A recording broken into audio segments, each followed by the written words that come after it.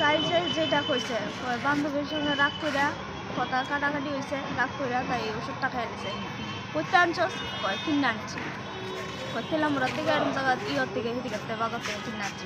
বান্ধবীর সঙ্গে এরকম কি হয়েছে যে আত্মহত্যার সিদ্ধান্ত?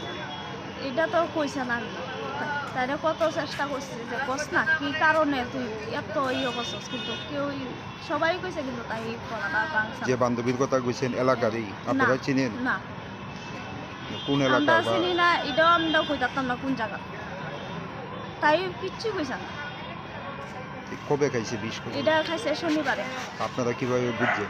এটা পর্দা তাই বেশি বমি টমি করতেছে, তারপরে তার বাবা গিয়ে জিগাইছে তোর খিতা হয়েছে, কই কিচ্ছু না, এমনি বমি হইতেছে। তার বাবা মনে হচ্ছে এমনি গ্যাসের টিকা যদি বমি হইতেছে তো লেবুর জল নিয়ে দিছে।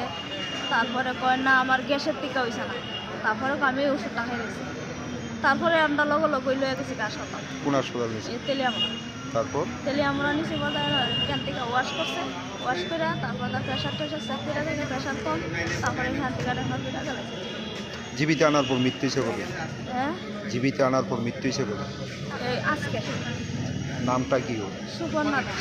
বয়স কত? 19। কোন ক্লাসে পড়াশোনা করে? পড়াশোনা 12-এ ক্র্যাক হয়েছিল।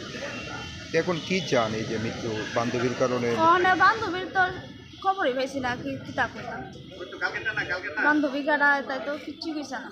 ওর সঙ্গে যারা অন্য অন্য বান্ধবীরা আছে তাদের যে জিজ্ঞাসা তারা করছে? তো জিজ্ঞাসা কিতা, তারা তো এটাও জানান, এটাও কিতাম না কার লগে তাই ইয়ে আছে, এটাও কিচ্ছু কইছে না।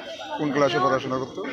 তাই তো 12-এ পড়ছিল, তারপরে পড়াশোনা ছেড়ে দিছে।